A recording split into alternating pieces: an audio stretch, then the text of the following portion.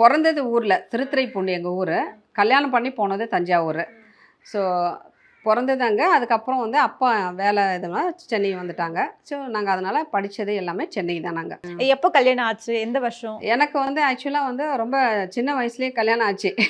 10th standard முடித்த உடனே கல்யாணம். 10th முடிச்சோடனே? ஆமாம். எப்படின்னா பாட்டி தான் வளர்த்தது, அம்மா கிடையாது. அம்மா சின்ன வயசு, எனக்கு அம்மா முகமே தெரியாது. ஏன்னா அம்மா வந்து 3 வயசு அப்போ, எனக்கு வந்து 3 வயசு, தம்பி எனக்கு ஒரு தம்பி.